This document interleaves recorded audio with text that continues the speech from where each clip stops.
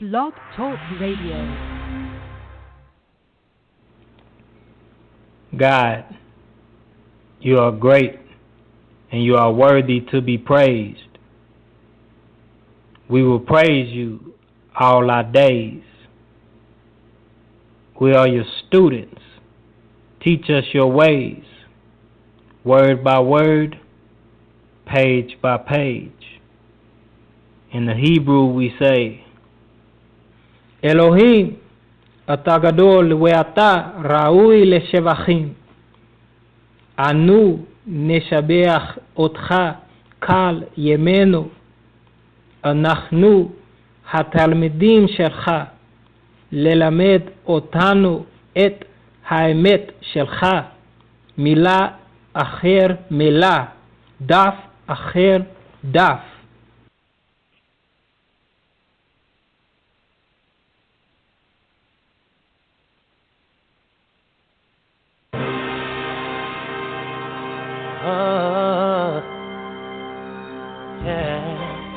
It's Talk One's Talk. Talmadim. I just wanna get the knowledge. Wonder how they got it. I see a different message in the pages and decided to get the understanding that the Father had prescribed them. I'm thinking that it's very concrete. So we will be the time. So tell me listen, yeah. We will be the time.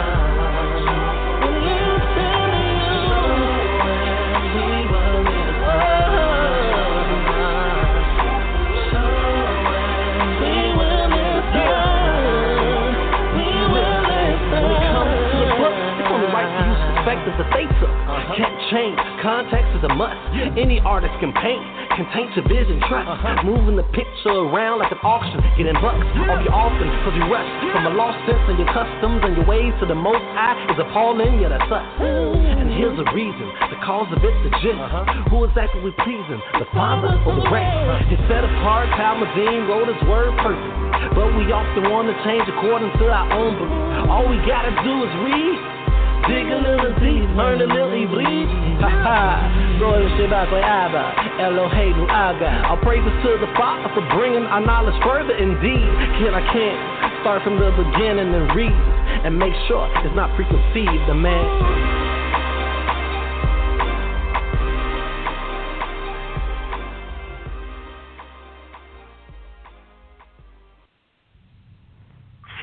Welcome to his Talk One's Talk, where our mission is and has been from the beginning to contextually read the scriptures from the understanding from the people that wrote it, letting go of preconceived notions and any doctrine that hasn't been consistent or doesn't line up. This show is without bias, with the goal to grow together as a family. The call-in number is 516-595-8238, and we are open to any questions or comments. Shalom.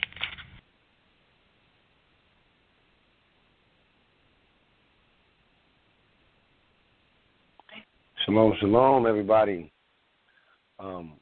Shema, are you audible? Okay. All right. I am. All right, welcome to another week of the Taught Ones. I'm not your host today, but I'm just talking, which is okay for right now. I just want to say welcome everybody to another week where we go over 2 Kings 20-22. Everybody knows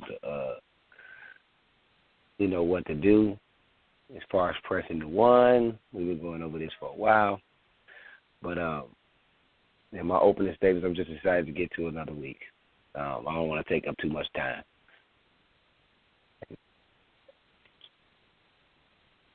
Shalom, everyone. This is Shema Ben Yael, a.k.a. Talmido, his Talk One, his student. I'm ready for this show to get started as well. We got, 5 more chapters? 5 or 6 more chapters, and we're off to Yeshayahu. I know a lot of you are excited.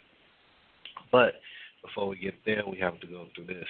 And I believe it's a lot of good points in these next closing chapters over these next 2 weeks. So I'm ready to get it started as well. Is you there, y'all? He's not available, so that's on me.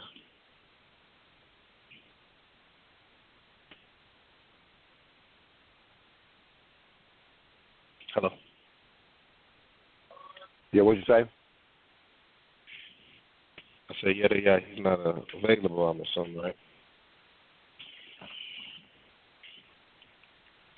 He not what?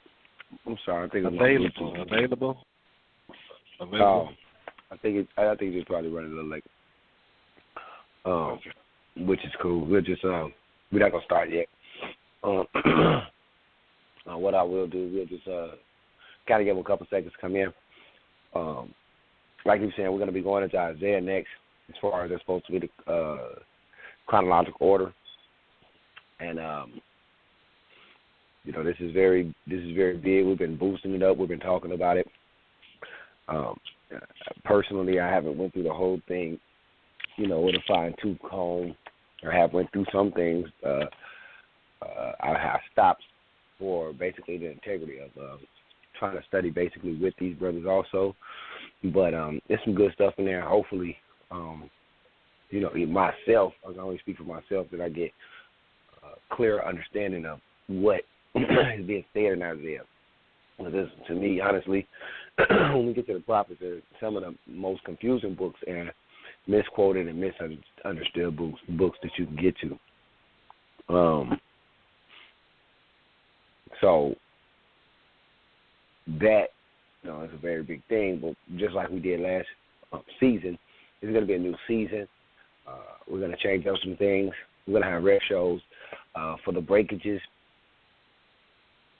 last season, as far as having that break in between, as far as having, I'm going to redo the mission statement, add some things. I'm not sure, what these other brothers are going to do, but it's going to be a little, just little tweaks, and we're going to try to progress every season, try to do something different or make it better than last season. We do like the rest show every 4 weeks. We haven't discussed anything changes, so nothing changes on that aspect. And we're just going to, keep it going. What I will say is, for those listening back and for those that might, I'm going to repeat this. When we get to Isaiah, I'm sorry, I feel like I got to clear my throat. When we get to Isaiah, it's not about, this will not turn into a debate talk, because I already know it might turn into, but it won't on my end. And we're still going to regulate like we usually do. And just like we've been going through this book without emotions, that's exactly how we're going to go through that one. But it might be a lot more people on the show for those who listen back. And if you was late, because I've already invited a couple people, because to be honest with you, a lot of people didn't want to be a part of it up until this point. They honestly, a lot of people, they feel like they got it all up until this point. I'm going to keep it real. That's my only assumption. But when I invited them to Isaiah to listen to us while we go through Isaiah, they have been very much so, adamant to say, oh, yeah, I will tune in to that one. And I'm going to promote it a lot more, because a lot of people, frankly, we might get some people on here that feel like they're going to tell us what something means, or, this is the best book, this is an exciting book. So it might be a little different at times, but we still going to get a hold to it. I'm probably going to talk to these brothers about some order coming into it also, as far as time constraints on questions and comments. So we're not going questions and comments. And this would only be, not saying I wouldn't be fair across the board and everybody have the same time, but it would only be if we have a lot more people tune in, we have to make sure that we're giving everybody a chance to talk. We only have so many hours on our platform, so that's that. That's all I got, man. I'm okay, well, we got. I got the first verse. First chapter. Okay.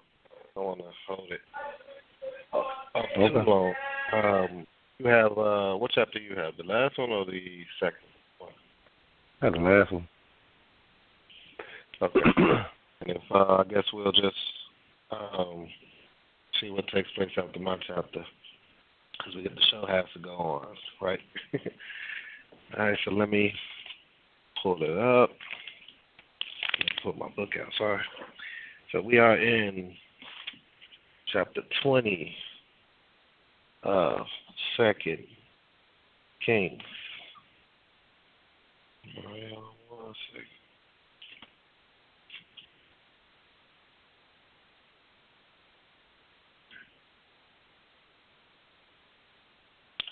All right. So we got to see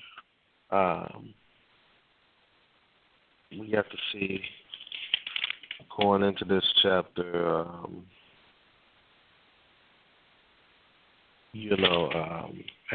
King Hezekiah meeting Yeshayahu, Isaiah, through letters. And I think that's pretty cool. Like, we get to see these two, highly esteemed figures, biblical figures, crossing airs, which we're going to see that in the book of Yeshayahu as well. But it's just pretty cool to see it actually within Hezekiah's times and Kings. And I'm not sure if a lot of people that, go to church or listen to platforms like this that might not do their own studies if they were familiar with that. So it's pretty cool for us on this show to witness that. So going into my chapter, we see that Hezekiah is beginning to get ill or become ill to a point where it's going to lead to his death. So the very first verse, it says, in those days Hezekiah became deathly ill. Now, I'm reading from the Stone's edition, Tanakh, just for those of you that might be wondering why is it reading differently. And if you're new to the show, you might know or recognize that, or you will recognize or see that Yedaya, he reads from KJV. Yosef, he reads from, I believe, the scriptures and another version as well. We utilize different ones to kind of give you a wider understanding of certain verses or passages within the scripture. So I'm just letting you know what I'm reading. So first verse says, in those days Hezekiah became deathly ill. Isaiah, son of Amos, the prophet, came to him and said to him, thus said Yah, instruct your household, for you shall die, and you shall not live. Hezekiah then turned his face to the wall and prayed to Yah, saying, now before I go to the third verse, I just want to talk about two things real quick. The very first verse, when he had said to instruct your household, for you shall die and you shall not live. My question, or my provoking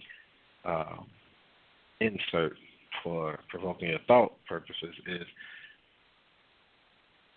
would you do that if you was on your dying bed? Would you be prepared to instruct your family on things to come in their lives, or things to do, or how to set things up, or would you be more concerned about what's going to happen to you? I think that was very wise of Yeshayahu, the prophet, to bring to Hezekiah, and I think that's something that we should think about in the future for ourselves and our families.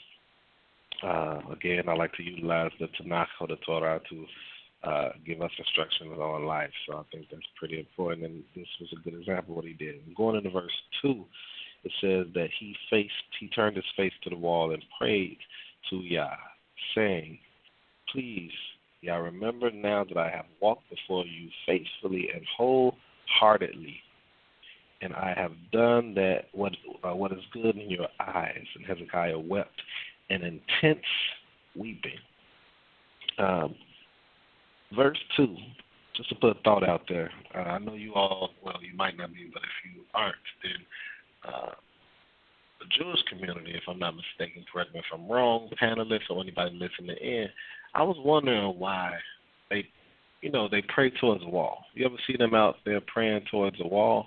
And I wonder if this is an origin of it, excuse my ignorance, on that side of the Jewish Judaism faith or belief. But I was just wondering if this has something to do from that doctrine or that teaching. Did it stem or originate from this? So he prayed for him, and he reminded him of what he knew Hezekiah to be. I've noticed often in Scripture that the men of Elohim reminded the Most High of what the Most High said. They did it in their prayers or speaking with him. Whether it's about their character or obedience that he was either aware of or even said about them himself, or whether it was something that was actually said by Yah, like I said. So I thought that was pretty important for us to recognize when we're bringing things to the Most High in prayer. I believe that we should remind, not to say that he does not remember or know, but we should remind him of his word. Remind him of our character, whether good or bad, within the prayer, within the request. I think that it is a witness for you, not just a witness against you. And I think it can help. Going down, we see that, so when you're going down from verse 4 to verse 8, we see that as Yeshua was leaving, the word came from Yah letting them know to go back. And he was going to elongate his life, for the sake, not only for his people, but for the forefather David.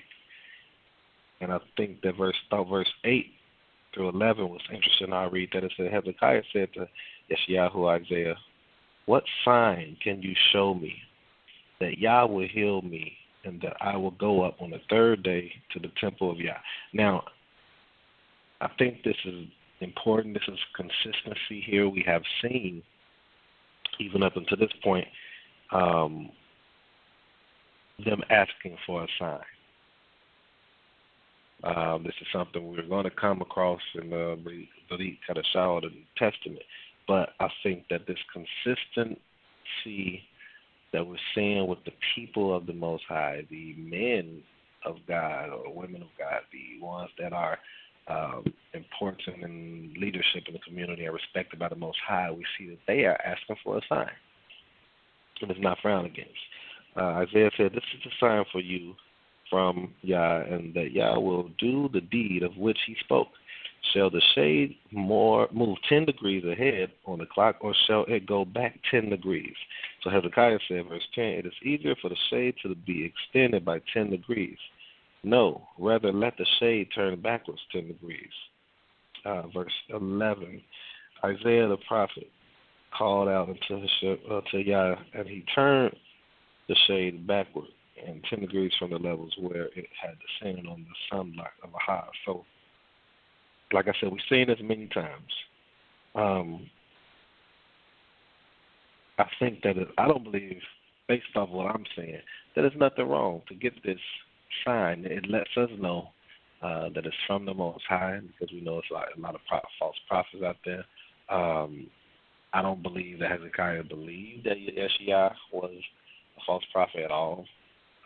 But maybe he thought that Yeshayahu or Isaiah was comforting him in some sense versus it truly being from the Most High. I don't know. But I do know that he asked for a sign, and the sign was shown to him. Okay, going to verse 12 through 18 is what I have on my notes. For 12 through 18, I'll read a little bit. 12, at the time of Berodach, Baladan, son of Baladan, the king of Babylonia, sent letters and a gift to Hezekiah. I think this is awesome right here. So he had heard that Hezekiah was ill.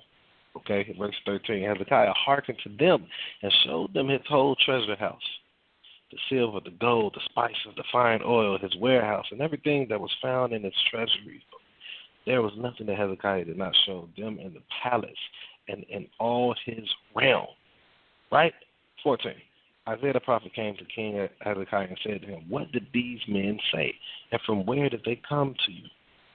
Hezekiah said, they came from a faraway land from Babylonia. He said, verse 15, and what did they see in your house? Hezekiah said, they saw everything in my house. There was nothing that I did not show them in my treasuries. That's important, everyone. In my treasury. So these people come. The king sent these people because they heard that he was ill. That's what it said, right? Verse 12, for they had heard that Hezekiah was ill.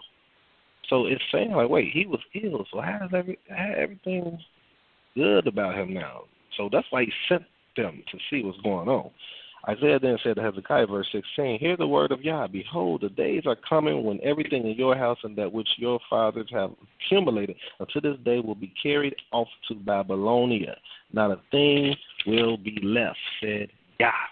And they will also take some of your children who will issue from you, whom you will beget, and they shall become officers in the palace of the king of Babylonia. Verse 19. And Hezekiah said to Isaiah, the word of Yah that you have spoken is good. And he said to himself, is it not true that there will be peace and truth in my days? So he said this to himself. But let me tell you what's going on right now. We see that something took place right here. We see that something took place. It went from his request being answered to be healed and to live an extra 15 years. Okay? Because he was a wholeheartedly servant of the Most High. He saw that.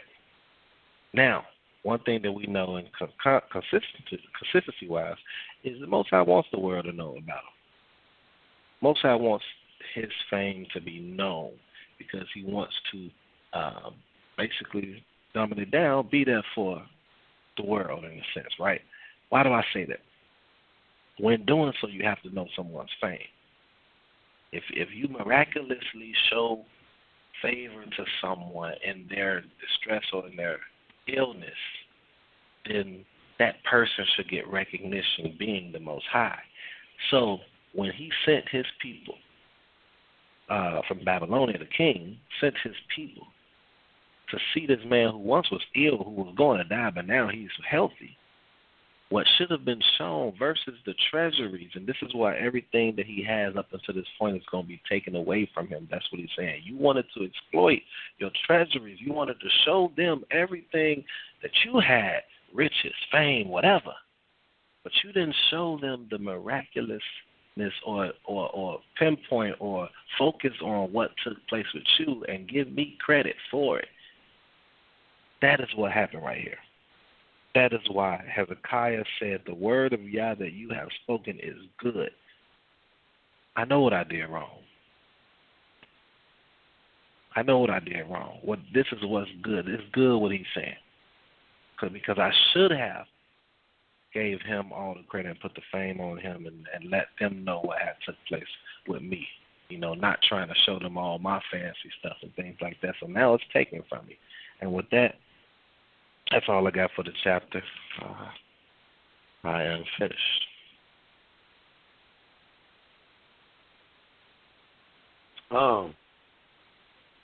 Very good. Very good points. Very good point. I'm trying to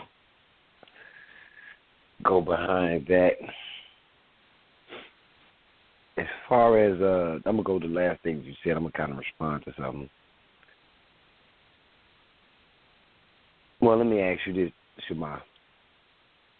As far as your take on, or you know, what you was just saying about what he should have done. where did you get your outcome from? Let's try to word. So if you want me to be honest with you, I will be very honest with you, my brother. Or ahi. It said in the very last verse, well, the second to the last verse, it said, the rest of the deeds of Hezekiah and all his might, and how he made the pool and the channel, bringing the water once into the city, behold, they were recorded in the book of the Chronicles of the Kings of Judah. So, what I did is I went to, I got to figure out where I went, but I went in Chronicles. And when I went to Chronicles, y'all be mad at us for doing this. I gotta find it. Let me see. Hold on one second.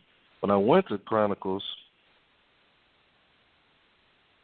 it confirmed what I was saying. Basically, it showed that the Most High was upset due to him not giving, him the recognition. I'll find it real quick. I should have wrote it down, but I'll find it and then I can confirm it. But it's in Chronicles. The answer to that is in Chronicles, and it's also in Yeshaya, Isaiah. So that was with my love for all the research according to this. Okay. That, because it basically the reason why I asked you, because I don't, I didn't know where you got it from or whatever, but I don't want nobody to feel like you taking it out of thin air or whatever and just making up your own thing. So if you say, you read it from somewhere else without, we don't have to go there. We'll get there, you know what I'm saying? Eventually we'll just kind of mark this instance. We'll see it again. And we'll come back over point it back to this. But, it's, right. Yeah, it's always a good thing to, let somebody know that you didn't make this up. You know what I mean? Like, I ain't making this up. You know what I mean? This is for the listeners, this, that, and the other. He did do some extra study, and I don't think there's anything wrong with that, of course, because that would have been a question of mine, like, heck, he showed them the stuff, and I actually thought of it differently, you know what I'm saying, or I had an assumption, and that's what I would tell people. It would have been an assumption. Different too. I ain't gonna lie to you. My assumption, I know I cut you off. I apologize. It was a little different than what I just said until I actually went to it. And if y'all want me to, for those, I believe it's 2 Chronicles 32 and 31. Just if anybody wanted to, just I know we're not there, but at least you'll have it to see. Like he said, it's good for us to let you know that, hey, this is just my take, or hey, this is actual a little more research. So just in case y'all want to go to it.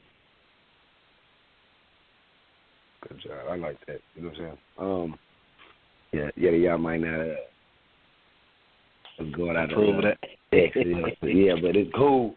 Like I say, it's cool because it actually answers a question that I kind of had in my mind without us going there and reading it and jumping around and this, that, and the other, because we know that Chronicles actually lines up with 1st and 2nd Kings. It just has some extra stuff in there that 1st and 2nd Kings don't have. So good stuff, my brother. I'm not gonna go over everything that because he did go into some things that I already was about to say, but I did highlight 3, and he said, I pray to you. He said, I pray to you, Most High, remember how I walked before you in truth and with a perfect heart and have done what was good in your eyes. I came to be before Yeshua. I had gone into the middle of the court that the word of the Most High came to him. Okay, I'll start right there, and I wanted to say this shows you right here, well, it showed me that, for one, this would be like the prayers of the righteous. Really much, but when he prayed to the Most High, you know what I'm saying, he put to the forefront, like, I've done right by you, help me out, with just basically summarizing that. And the Most High heard his prayers when he just told him that you're going to die.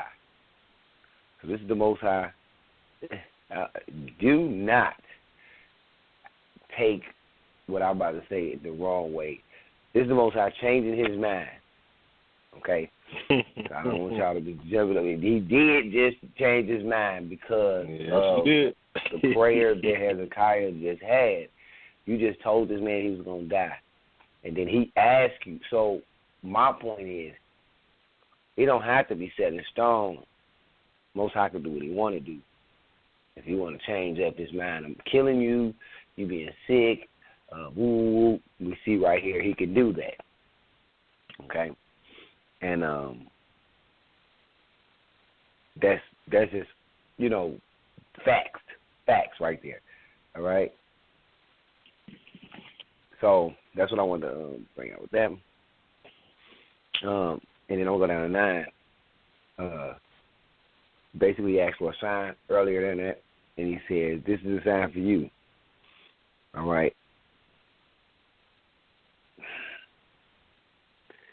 He just went through Shema just read it, so I'm not going to read it.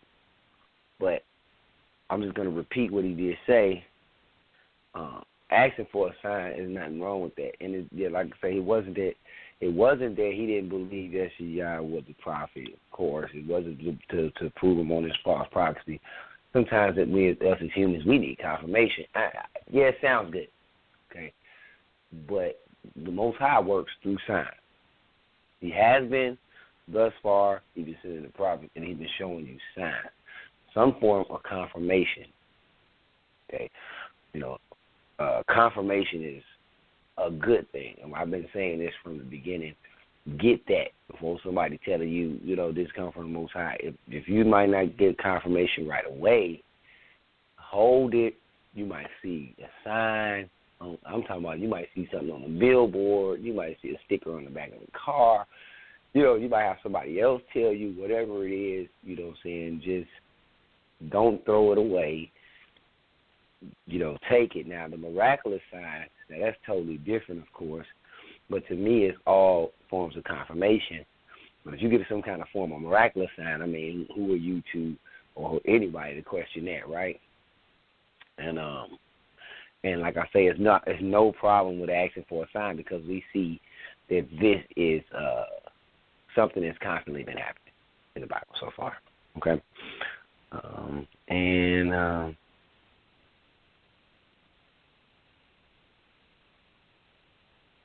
I think since we went over, Shema went over the whole thing with showing the treasury and stuff like that. I don't really have nothing to say on that one because I have more of a question and what people might think, this, that, and the other. But that's kind of cleared up right now. So that's all I had without repeating Shema's stuff. Like I said, he did a good job. So at this point, I'm going to yield the mic, and I'll let Yediah jump in. Say what you got to say.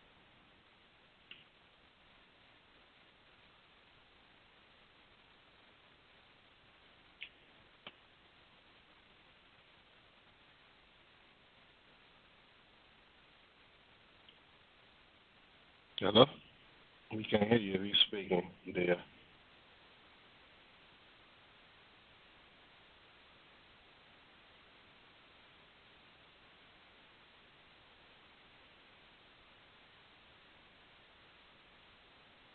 You still there yourself? Hello?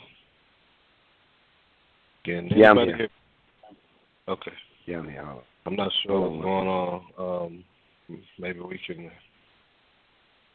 see if anybody has anything any comments as far as the chapter or anything to bring out or whatever, just until the other guy is available.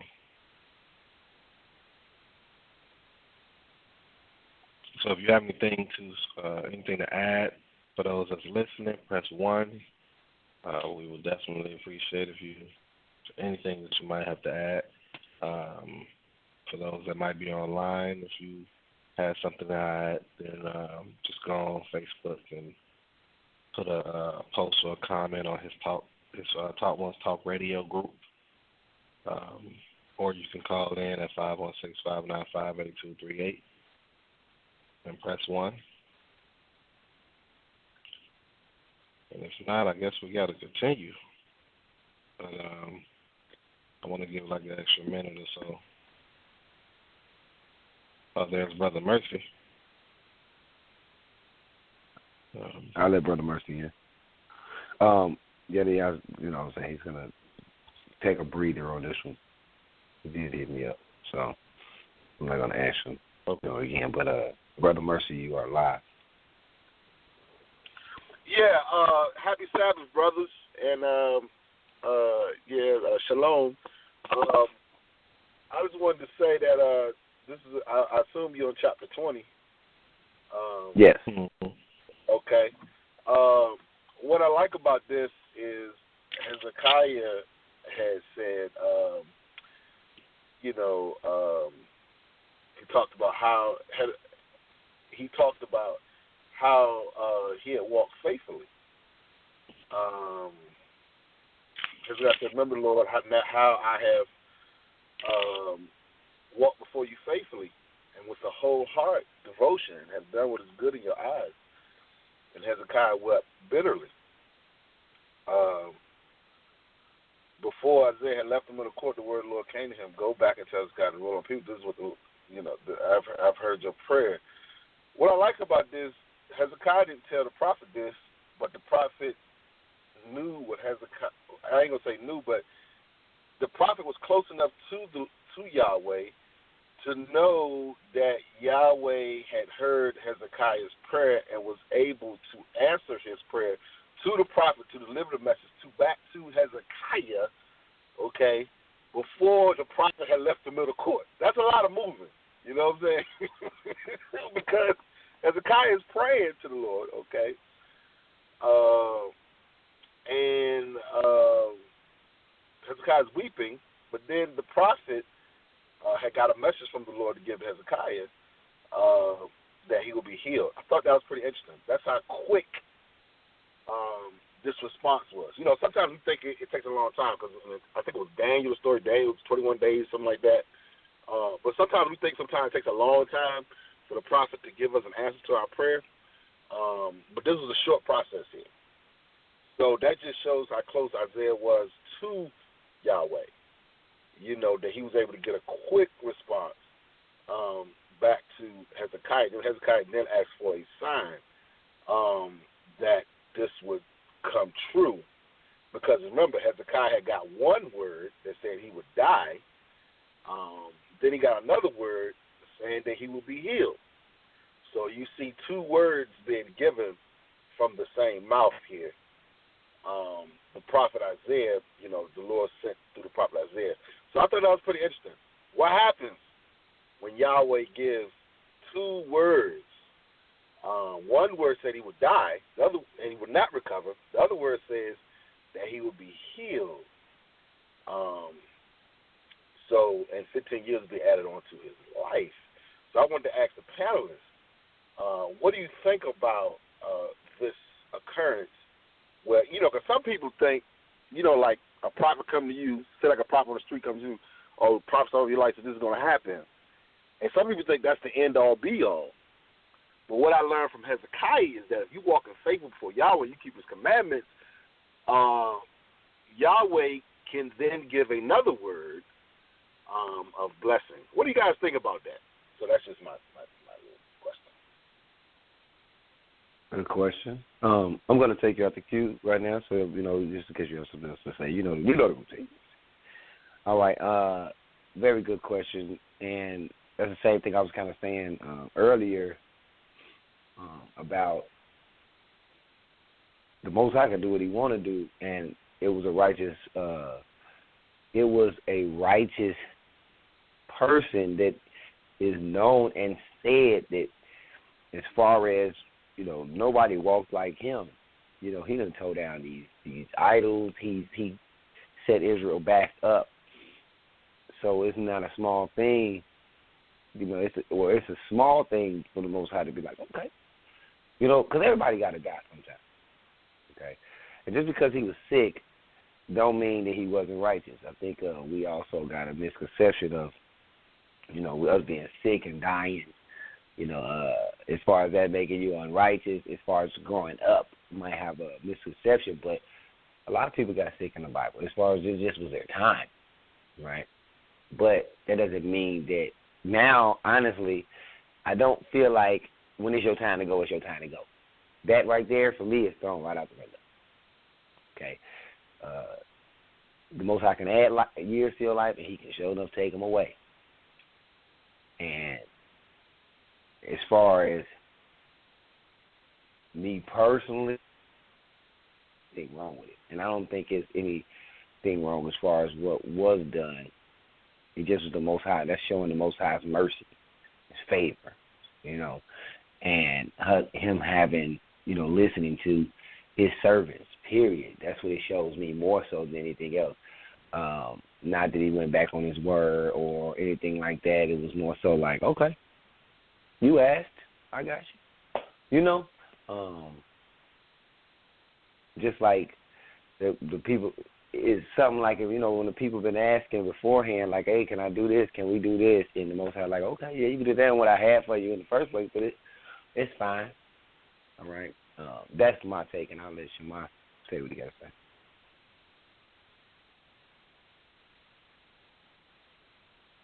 No, hey, I think that was awesome. An awesome answer for both of you. Actually, I know Mercy kind of like elaborated on what you initially had said, which is what you just reiterated right now. Yeah, man, that's thrown out the window. That's thrown out the window. He can, I think he will, and he can change according to the situation and subject, the person. And we see that, Hezekiah was definitely a person worth granting, elongating life due to his faithfulness and possibly what he could have produced for the people, because it said that he changed it for his sake, I believe, and for David. And when I look at for his sake, I look at it as the remnant of his people, Yerushalayim, is his sake. It is his will. It is his message for the world. So if you got a king that's an awesome king that's doing things good for your people, then it's still for your sake. So let his life, this is me talking right now, this is me adding to, this is my interpretation of it. I just want y'all to know that. But just looking at it from an outside point of view, a more realistic point of view, if you have somebody that's an asset to your company and your company is thriving because of this asset, then, hey, let's keep this asset. Let's keep him on a little longer because he will produce. So that's what I'm looking at when I see that.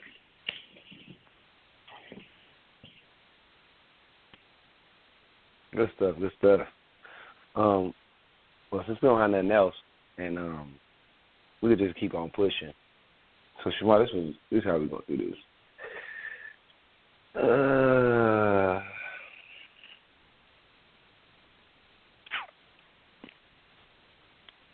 I'll take this chapter, and I just do 2 chapters this week. Cause, our brother Yada, the host, he's not really feeling well today, and he's not going to be able to make it. So we got to split it. We got to, pick up the slack. I was trying to think of a way real quick on how we can split it, but it really don't make sense. Unless you wanted to take it and you have some good stuff in here, you really wanted to start out on mine, you could take 2 chapters, but one of us got to take 2. You can. I actually will allow you to actually do that. Listen, I don't have a lot on it because it's kind of, this chapter is kind of like self-explanatory in a sense. It's, I hope that didn't come off wrong. What I mean, it's like it's not. I don't think it's as deep as the first one, nor as the third one. I can go ahead and bring it in, and then if you just jump in whenever you got something. That's how we could do it. I'll go ahead and that's fine. I'll let you get out your points or whatever, since you say you don't really have much. And then I got more so like you said, I got it's not trickery in it for me. You know what I mean? So like It was just things I saw in it, but I do got some highlighted points up in here. But it was just, you know what I'm saying, pointing out things that I like. You know how I like to point out some things that's happening. But, yeah, go ahead, man. You got the flow. All right, so going from 20, we see that when in verse 21 they laid down Hezekiah with his fathers and his son Manasseh, reigned in his place. Hold on, Shamar. Brother Mercy's in the queue. I don't know if he's trying something because we didn't even start 21 yet. I don't know if he has something to say off of what you had just said. So if you don't mind, I'll let him in. If you ain't even said nothing new, maybe he has a response. So, Brother Mercy, I'm going to give you a couple minutes. Just make it quick and brief, you know what I'm saying, so we can keep it pushing or whatever. But I'm going to let you in right now. You live. Yeah, I wanted to talk about, I know Hezekiah is an asset to Israel, but I don't want us to walk away thinking, you know, I'll say my opinion. I think Hezekiah made some mistakes, and I think it's mentioned in this chapter. He said they saw everything in my palace. You know, the prophet asked him, what did they see in your palace? He said, so Hezekiah was showing the other people things in his palace. And then he says, there's nothing among my treasures that I did not show them. Then Isaiah said, Hezekiah, hear the word of the Lord. The time shall come with everything in your palace, and all your predecessors have stored up until this day will be carried off to Babylon. So as we see here, Hezekiah has lost everything, has lost all the treasures because he showed it to the enemy. See, this is why I have a problem with Israel, or not just Israel, or just us. You know how our people sometimes like to show off what they got? See, it's not good. Hey, that's where I was going with it, but you know what I'm saying? You know, it's not good to show off what you got. You know what I'm saying? To Babylon or to the enemy. You don't want your enemy to know what you got. You know what I mean, so to speak? And because if they see everything in your palace, they might covet it, they might want it. And what I see Isaiah telling Hezekiah is that you showed them everything, so now you got to give them everything you got. So that's why I don't want to show my enemy all my possessions. I'm sorry, I just don't want to do it. Because I don't want to give them or forfeit or lose what I have. And see, just to let you know how this affects the future generations. If you lose all your treasure, you have nothing to pass on.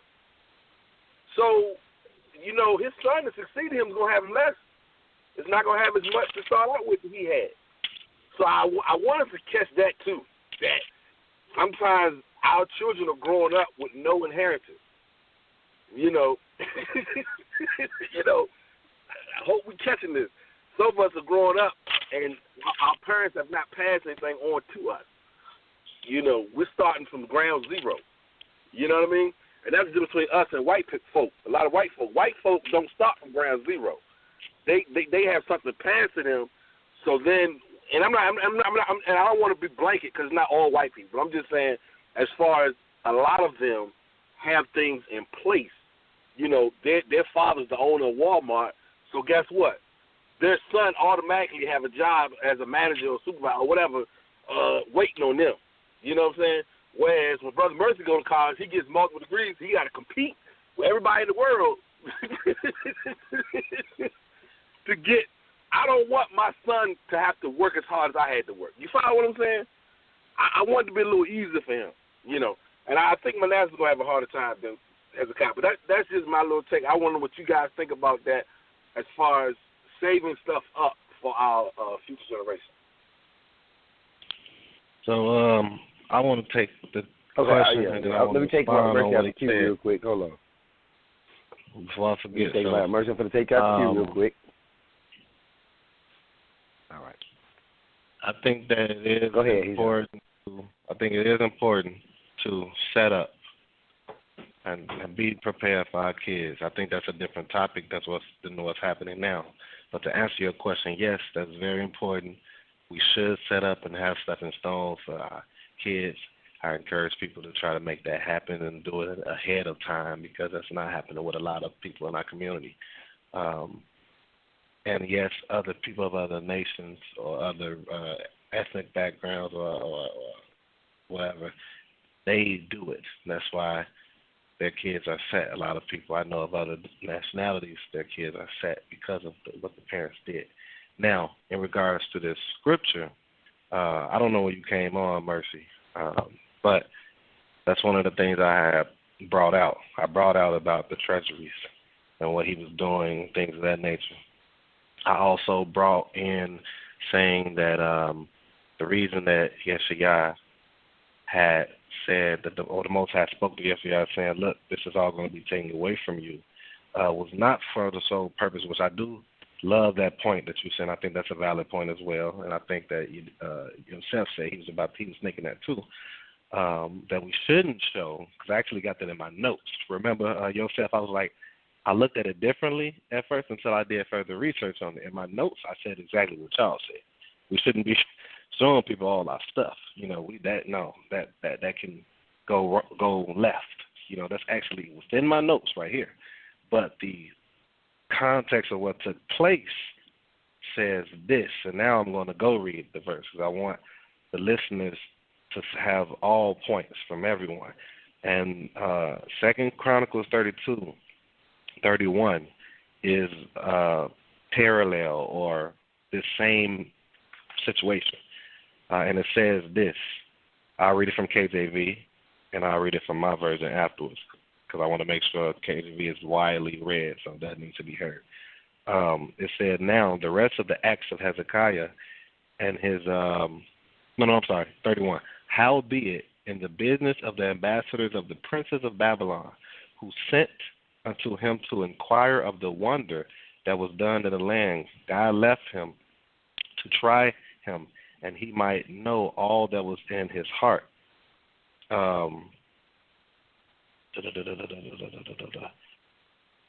So then in verse 2 says, now the rest of the acts of Hezekiah and his goodness, behold, they are written in the vision of Isaiah the prophet. That's why I said this in Isaiah as well. But the ones that were sent from Babylon, my version says this. Hold on, 31. So, 2, in the matter of the emissaries of the Babylonian officers who were sent to him to inquire of the miracle that had happened in the land. What miracle? What miracle? Is there any other miracle that happened aside from, his death and elongating his life from the illness? If so, correct me. I want that to happen, you know what I'm saying? But if not, and this is the connection with what's going on right here and why the punishment, I guess you can say. That's all I got. I don't got nothing else to say as far as with that one. I will say that I thought the same thing, and I have to go back and read what Shamar read and everything. But I'm gonna say this point blank period because it is a good idea not to show. 24. Huh? I'm sorry. When you read 2 Chronicles, start from 22 and read all the way down to 31. So you talking about chapter? Put that out there. What chapter? That was what I read to y'all was 2 Chronicles 32. So if you wanna, you can read from the whole chapter, of course.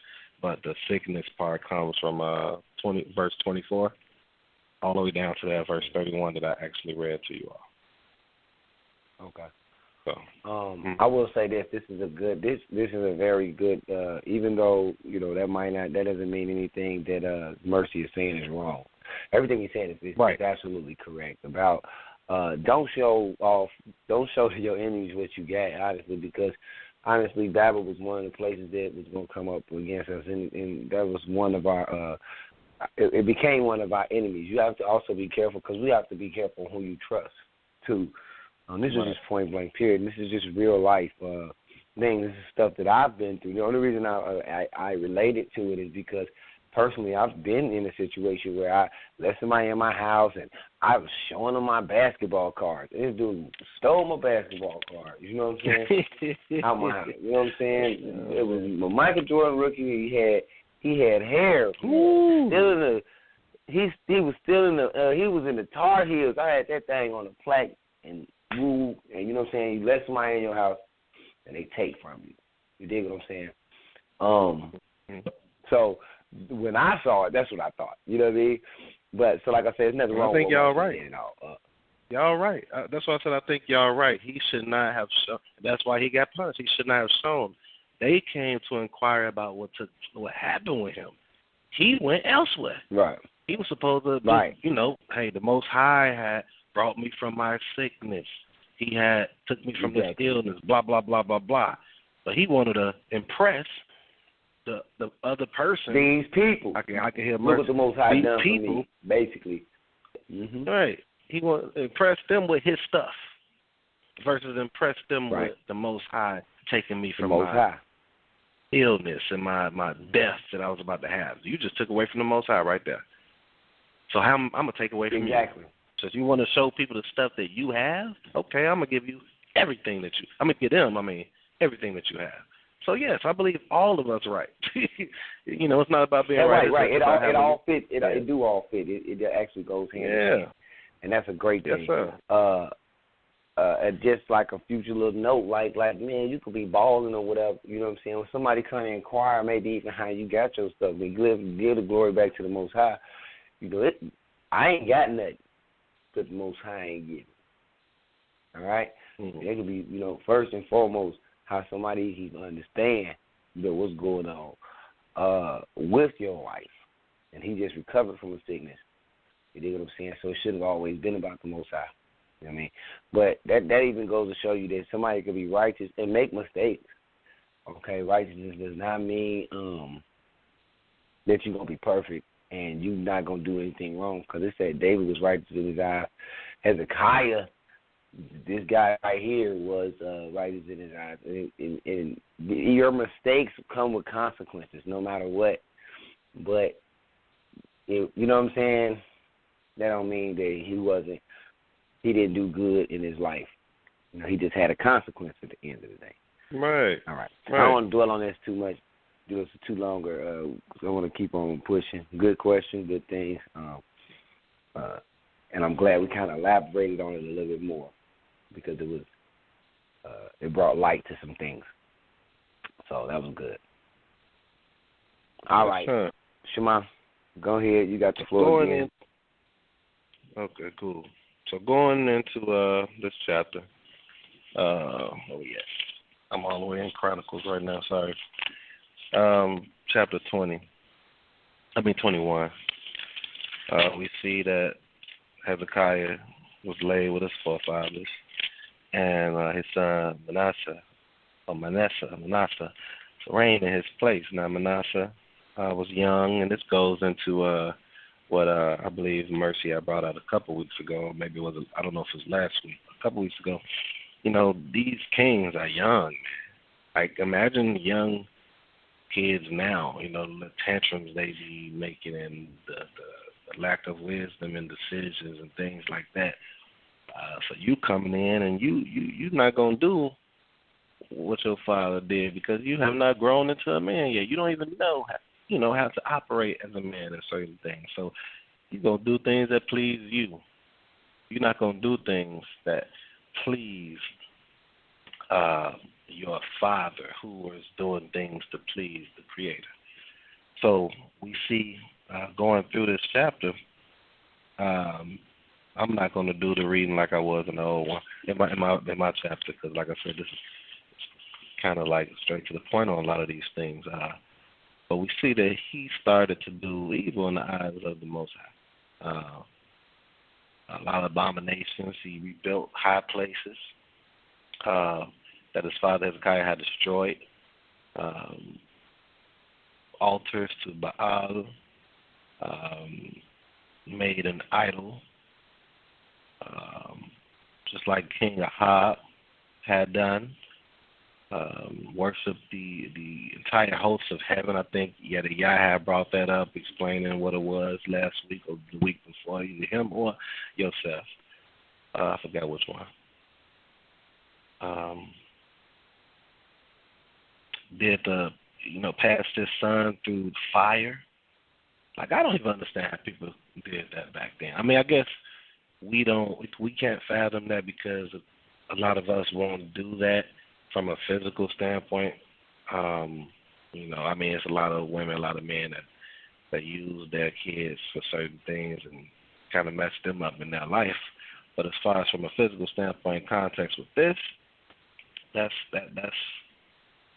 crazy, man. So we see that's what he was doing with his. He did with his son, practicing different customs that was basically abomination to the Most High or was frowned upon. He just willingly did what was wrong. What else? So, verse 10, it says, Yah spoke through his servants, the prophets, saying, because Manasseh, king of Yehudah, has committed these abominations, he did worse than all that the Amorite, who was before him, had done. And he had caused even Yehudah to sin, or Judah to sin with his idols. Therefore, this was scary stuff. Therefore, thus said Yah, God of Israel, behold, I am bringing such evil upon Jerusalem and Yehudah that both ears of anyone who hears of it will ring. I will stretch upon Jerusalem the level of Samaria and the plumb line of the house of Ahab. I will wipe out Jerusalem or Jerusalem as one would wipe a plate thoroughly. So he ain't gonna miss a drop of anything. He destroying, trampling everything because they did what is evil in my eyes. Man. Sorry, something just popped in my head when I was said. Manasseh also shed very much innocent blood until he filled Jerusalem. And it talks about the rest of the deeds of Manasseh and all that he had did and his sins that he committed. Behold, they are recorded in the book of the Chronicles of the kings of Yehudah. So yeah, I don't have too much. That was mainly, it was talking about the deeds of him, which was all abomination to him, and the worshiping of idols, bound themselves down to these idols, worshiping them. And that's leading up to you. That's all.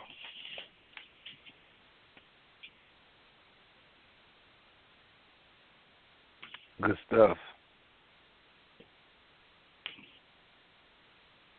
Hold on. Got mercy on you too. That. Okay. Hold on. Let me, if you don't mind, let me bring out my points just a little bit because I don't have much. Maybe you can comment on some, what if I might say something that you can comment on also. All I'm finna do is it's not something extra spiritual. I just want to pump out some facts now. Just like he said, basically Hezekiah's son, he retracted everything his father did, okay, by doing evil in the eyes of the Most High, like it says in number 2, right? And he built back up, okay, idols. You understand how bad that is? It wasn't even like, okay, beforehand, when we were talking about this stuff, the high places wasn't tore down.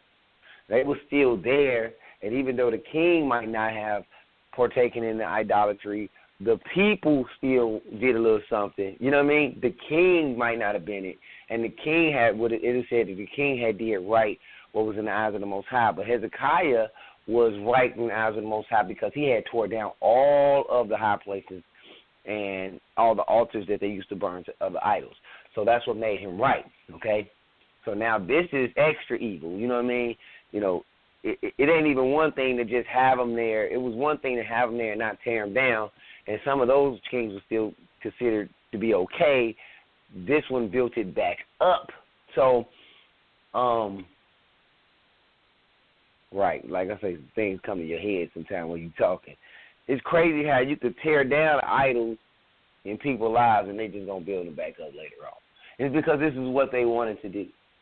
All right, for a long time, Israel has loved to do idol worship. They love to follow after other nations and their gods. This is what they've been doing. This is a constant thing. So that was that. I wanted to say that. Oh, and keep reading. It says, okay, raid up the slaughter place for Baal, made Asherah, as Ahab, sovereign of Israel, had done, and he bowed himself to all the hosts of the heaven and served them.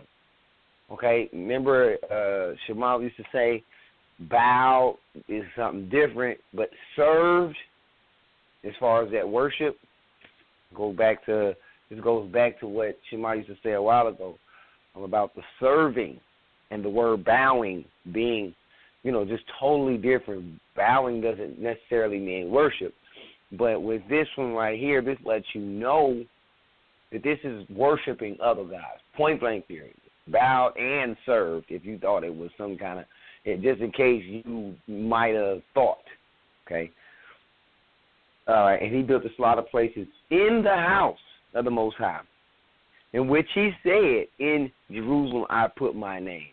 Even more disrespect, okay?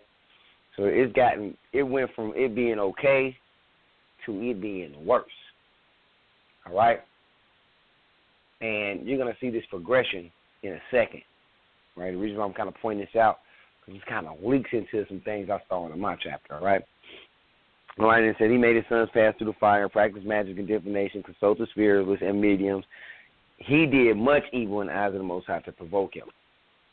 Now, I know a lot of times people might say the words to provoke him, and actually in English that would make no sense. It makes sense, but it would seem like you did it on purpose, okay?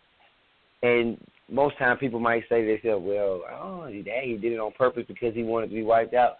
No, a Hebrew mindset is, let me tell you about this mindset. If you did it on purpose, you worship these other gods, knowing what it is, you provoke them on purpose. Like, if I can explain, if I'm explaining that right, it's like when you do something, you did it to him. You know what I mean? Point blank period. And the Most High is going to take that as you purposely did it when you know what's right from wrong. Which means you are making me upset on purpose. Because you should know the history. And to be honest with your father, his father was just righteous. Well, was right standing, did good in the eyes of the Most High. So he knows better. He didn't even grow up like this. Okay? All right. And then it talks about what the Most High said he was going to do. Then 8, and no more shall I cause the feet of Israel to move from the soil which I gave their fathers. Only if they guard to do according to all that I commanded them and according to all the Torah that my servant Moshe commanded them. But they did not obey. Okay? And Manasseh led them astray to do more evil than the nations whom the Most High destroyed before the children of Israel. Okay? So they was even more wicked than the nations around them. Okay, this group of people. And it was led by the king. That's why we go back to the king influences a lot of things. He can lead you into righteousness or he can lead you into evil. Because they feel like if the king can do it, it'll be okay. If he does it, it's okay. I mean, whatever, right?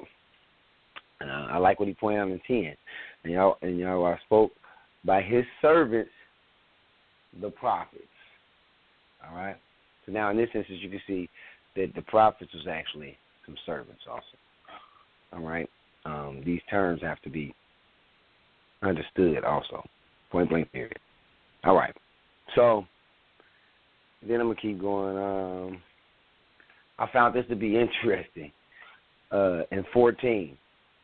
Right? So he was telling what he was going to do, right? He's telling him, he's done with Israel. He's mad right now. And then he said, and I shall forsake the remnant of my inheritance and give them into the hand of their enemies. And they shall be for a prey and for a plunder to all their enemies. So here's the remnant of Israel. And see, I don't know, like I say, we all learning. I mean, anybody know me? I will keep reading and retract something. At one point, Judah was the remnant. because they was doing right? So I'm going to see what Shema feel or anybody else on the panel. You know, is he basically referring to Judah as this remnant right now? But and Judah being the fact that they had done wrong, or how we look at remnant, have been looking at remnant as a small piece that's been doing right, and he's saying, yeah, I'm going to forsake the ones that's doing right. Okay? Because we can go back a couple chapters where he said, yeah, Judah was my remnant. Right after he dispossessed Israel. Okay? So he says, and I'm going to forsake them. And here's the biggest thing. If these are the people that's doing right, they fall into the same punishment that the people that's doing wrong. Some of y'all might feel like that's unfair. But who are you, the Most High? No. All right, he's just, and whatever he does is what it is. But we as people now are products of a curse and products of things that our forefathers have done now. So if you feel like that's unfair, then you might as well be crying about what the situation you're in also. But look at 15. Because they have done evil in my eyes and provoked me since the day their fathers came out of Mitzrayim, even to this day. All right. Now, how I think of this is when I read it, and I'm going to see what Shema say or anybody on the thing. When he said they had done evil, I didn't think they was talking about the remnant per se, but just mostly just Israel as a whole. Okay? But the remnant just falls in that punishment also. All right? That was that. And all I want to do is point out that after Manasseh died, his son steps in his place, and in 20, he did just like his father did. Okay, served idols, served and bowed himself to them. 22, and forsake the Most High, and did not walk in the ways, right? And just to give a little context, I'm just going to give you the end of the chapter. I didn't really highlight it, but I'm just going to tell you what happened. And after he did that, the servants of Ammon, is his name, conspired against him and killed the sovereign in his own house. But the people of the land struck all those who conspired against the king Ammon. And the people of the land set up his son, Josiah, to reign in his place. Okay? That's how the end of the chapter ends.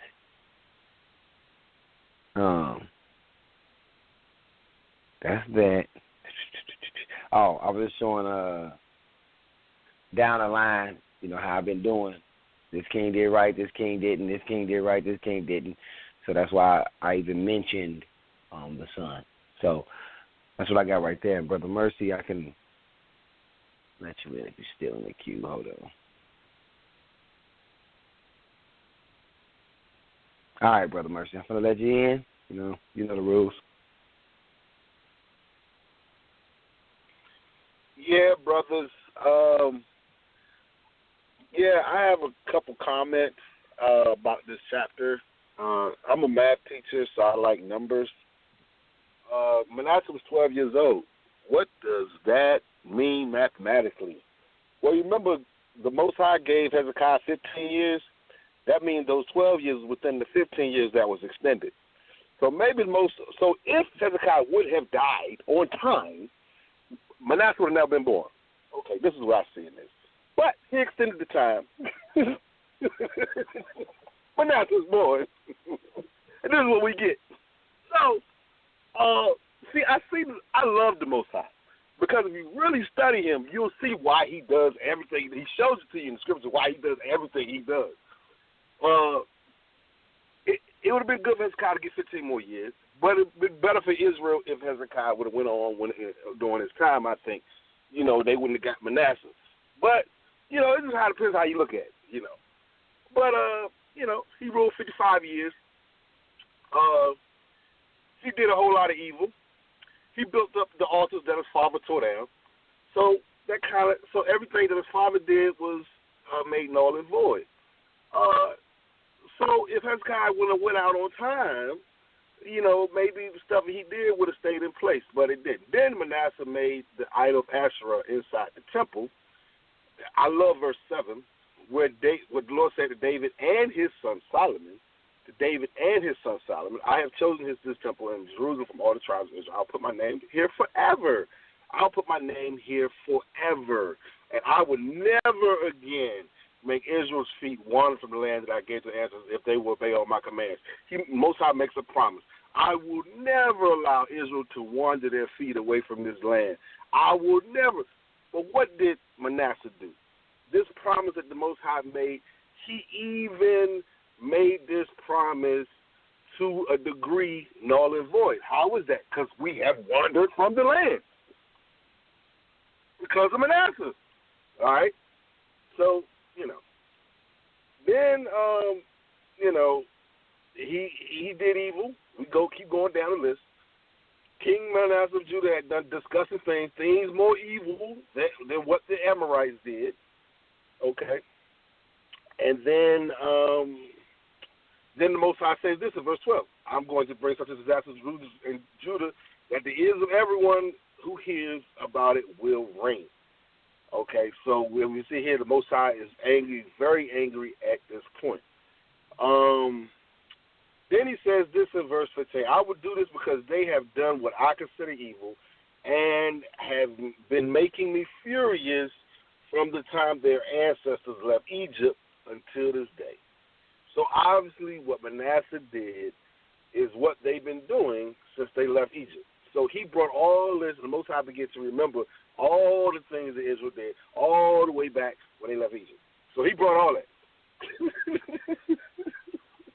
Wow. So if Hezekiah would have died on time, maybe this wouldn't happen. Then, this is what I see. And then his son Ammon succeeded him as king. But I just wanted to say that when I see him, and Ammon ruled, when he began to rule, he continued his father's tradition. He only ruled for 2 years, but he continued his father's tradition of doing evil. So what Hezekiah's tradition had established was not continued through Manasseh, but Manasseh started a whole new tradition of doing what's evil, and so his son continued that tradition. So I just wanted to say that, I think that, that's just do you think, brothers, that this could have been avoided if Hezekiah would have died on time? I don't know. Maybe. I don't know. Maybe that's why Isaiah said what he said. I don't know. But, seeing like all this stuff is related. But that's just my question, and I'm done. I don't know. I really can't give you no set answer to tell you whether or not it would have or wouldn't have. Like I say, one thing that is known, and people are, as you can see, it's always contingencies, like as far as it's always going to be, if you do this, I'll do this. That's the way these covenants work. Okay? Agreement is based upon what you do. All right? So he even gave a chance. He gives a chance, and he seems like he continues to give chances to each king and stuff like that, in each generation and stuff like that. That's what it looks like. And even after they start acting crazy, he'll be like, all right, now look, man, y'all acting crazy, but if you do this, I'll do this. All right? They don't do it, and, of course, he don't even establish. That covenant is never established. All right? So if he say he'll never do something, if you never do something, when you do that, then all bets are off. And that's the way covenants work. All right, so, but I can't tell you for sure, in my opinion, whether or not it would have happened if he died early. That's an outlook that I would never know. That's all I can say. And I don't know about you, Shema, what you got about it. Yeah, I don't. I have no idea. Anything could have happened. Somebody else could have came into place and instead and did the same thing. It depends on the heart of that king.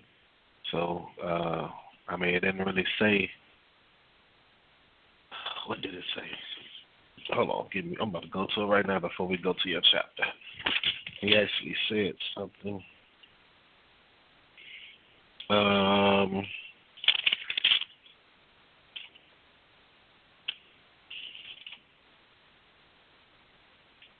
And if I'm not mistaken, it's a little bit more details in Chronicles. I mean, a lot more details on this story in Chronicles because I didn't see them here, and I remember that there was some more stuff said as far as when I read it before.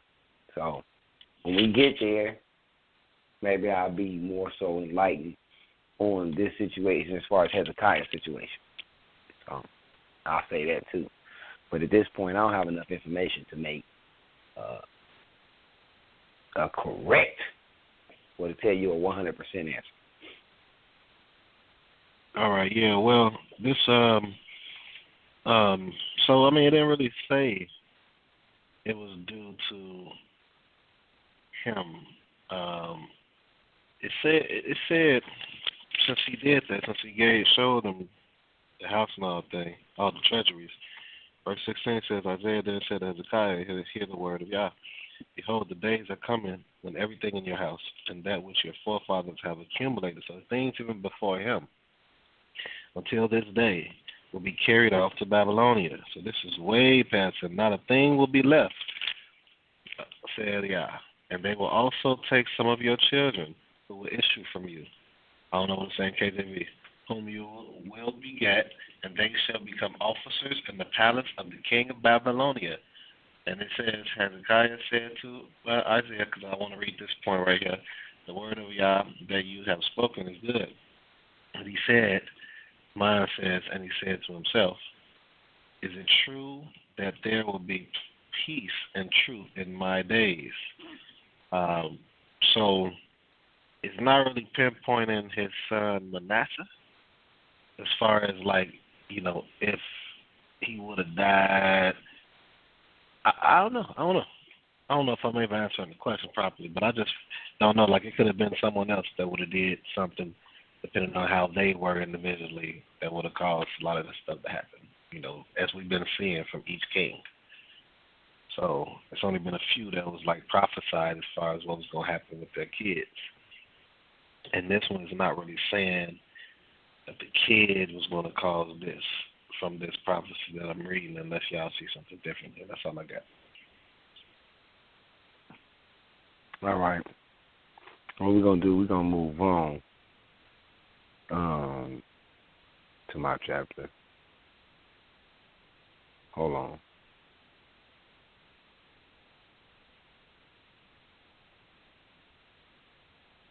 Okay. Yeah, we're going to move on to 21. I'm sorry, 22, which is the last chapter we're doing today. Now, I've been doing, I'm going to keep on going. All right, so Ammon and Manasseh, they did wrong. Hezekiah, he did right? So here's Josiah, he was 8 when he began to reign, and he reigned 31 years, right? And he did what was right. He walked in all the ways of his father David, and did not turn aside right to left. I want to make this clear also. Notice the vernacular. He said his father David. David is not his regular father, Ammon. And his father before that is Manasseh. It's his great-grandfather. His great-great-grandfather is Hezekiah. Now, they don't have terms like that. They don't have a great, second, 32nd great grandfather term in Hebrew. So it's still this, like, that's the way they would speak as far as father. This is something that we've been pointing out constantly over Scripture, right? So it's not something to get hung up on. If y'all been walking with us for a little minute, y'all have seen this before. And there is no term for grandfather in biblical Hebrew. Maybe it is in modern, but there's no grandfather term.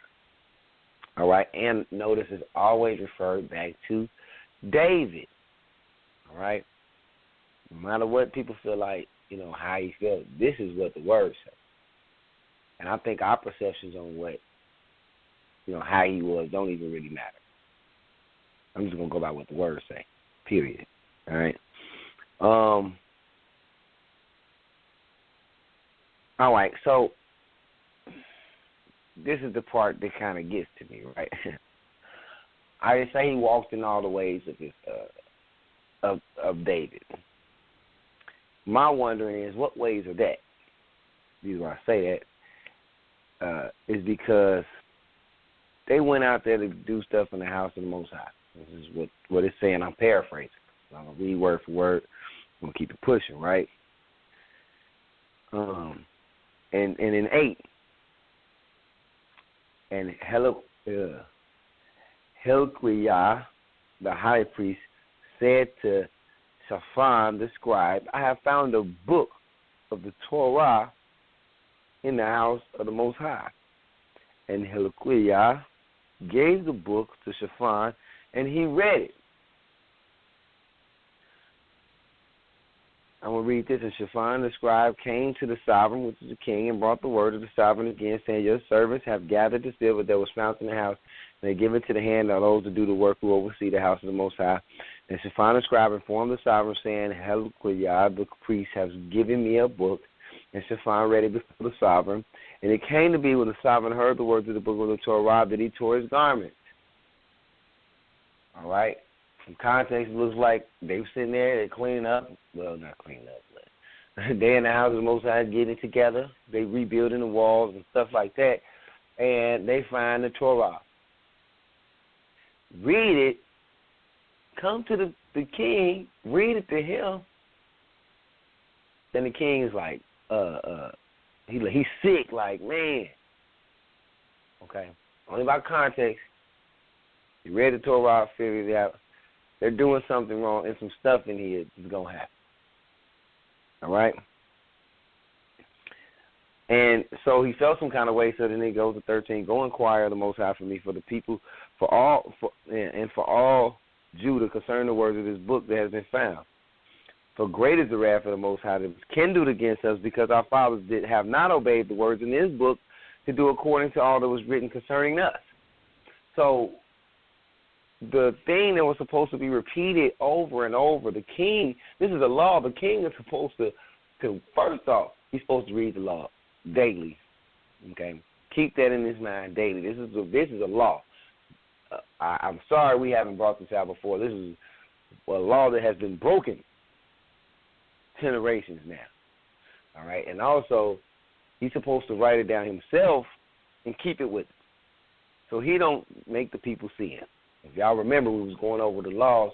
That is one of them. All right? This has not been happening. All right? Reading from this book saying what the people were supposed to do and the curses and whatever was supposed to happen that they didn't do, and he's sick. My thing is, if you notice now, they go and they started doing bad for Manasseh, right? And Ammon does bad. And now here's the king after that. Some time has passed because what's-it-called was out there for 55 years. The other one's out there for 2. Therefore, that's 57 years. I don't know how long they wasn't reading the Torah, but for some reason they wasn't reading it. They didn't even know where it was at. They didn't even know what it was. Okay?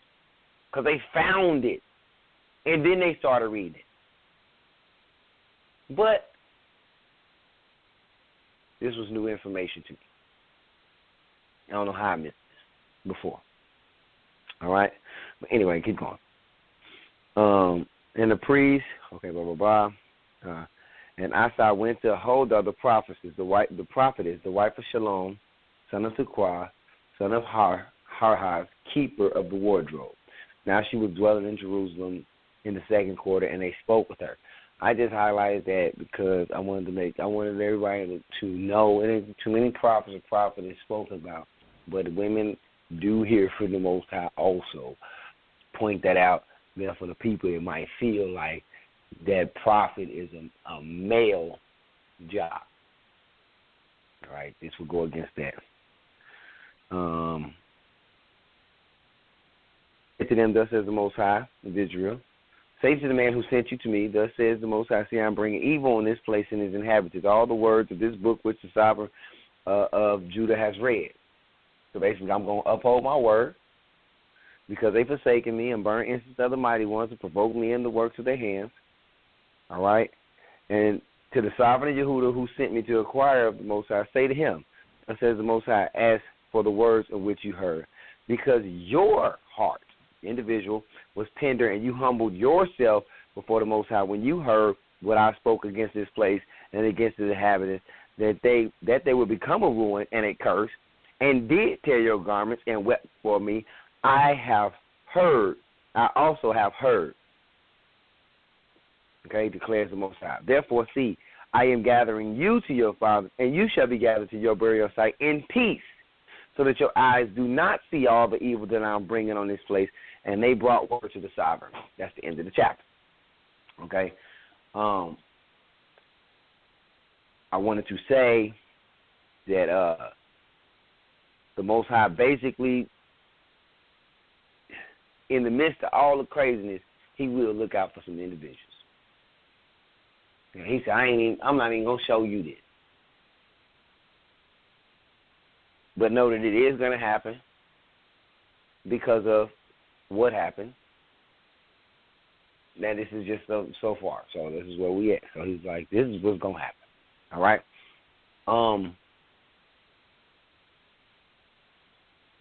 My biggest point that I saw in there is the fact that they didn't even know.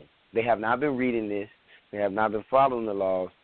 And even though he was, he walked in the ways of David, he didn't even have a Torah. So that made me wonder, what ways did he walk in? Not the bad ways. I mean, he didn't say he did evil in the sight of the Lord. There wasn't no bad ways that he walked in. Because anytime you refer to David as far as somebody walking in the ways of David, it was always been good. But we know David did all of the law. Could that have been that he did the law even without knowing the Torah? Possibility. Could have been because he did not know Torah and he did the best he could, point blank period, that he was still considered right without even knowing that the book was there and what was going on or what was supposed to happen. Because if you read Torah, you know what I'm saying, you would know what the curses are and the things that's supposed to happen. You would know that point blank period. You can't get out of that because that's going to be in Deuteronomy. And that's the book of the law also. So that's all I had. I'm going to relinquish the floor to Shema so he can get to his point.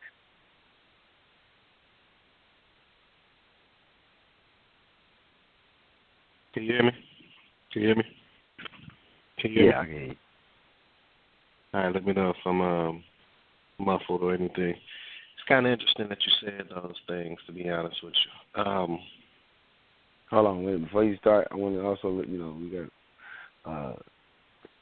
somebody else called in. I don't know the number by heart, but if you got something to say, comment on what we got going on. Press 1 to get in the queue, and we get to you, and you can say your piece, and then I, mute your mic when you're done. And if you want to you press 1 to get out the queue. If you have something else to say, you'll press 1 again. I just want to put that out there, so.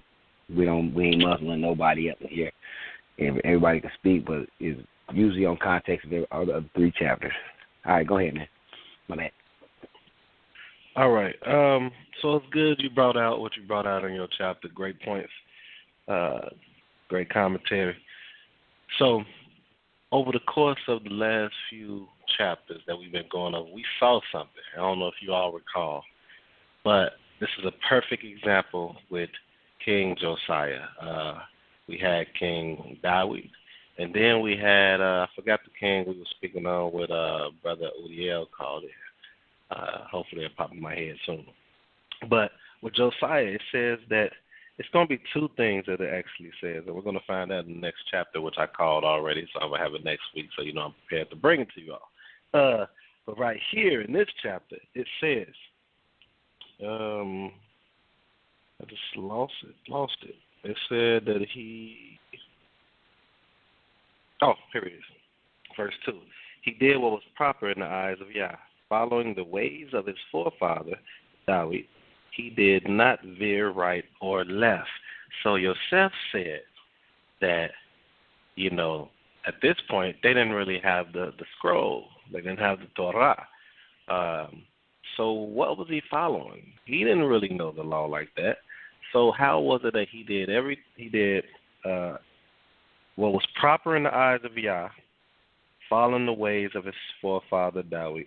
He did not veer right or left. What specifically could it be talking about? It was only a few that was called on a level with David. And those few did the same thing. And what it was they did not worship idols.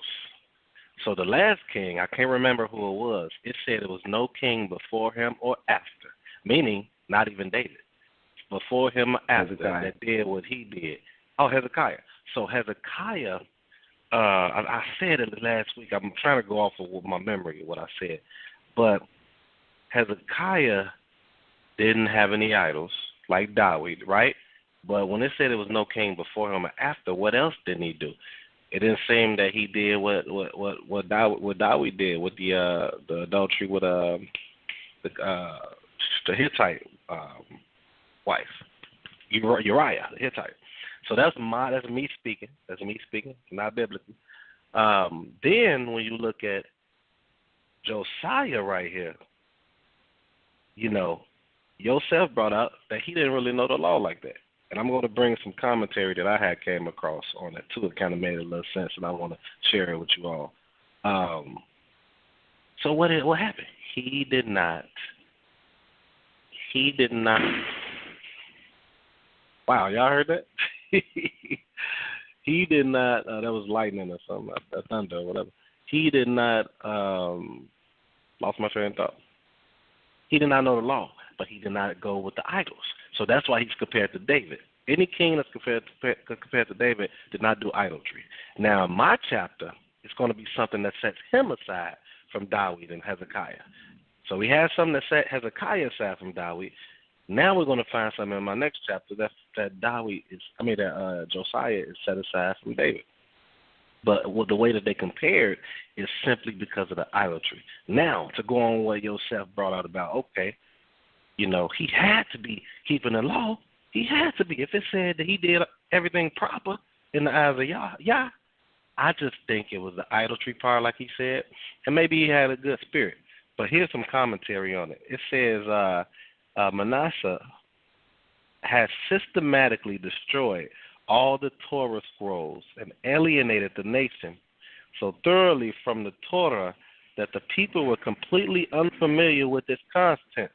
That goes on what Yosef was saying. They was completely unfamiliar with its contents, meaning they don't know the law like that. Okay? 67 years had elapsed since the beginning of Manasseh's reign, so that this discovery was a surprising revelation to everyone. Now, another one says Josiah, and this is all in the book that I have. It has the commentary in certain spots. It says Josiah was deeply distressed at what he heard. I don't know if I agree with this part of it.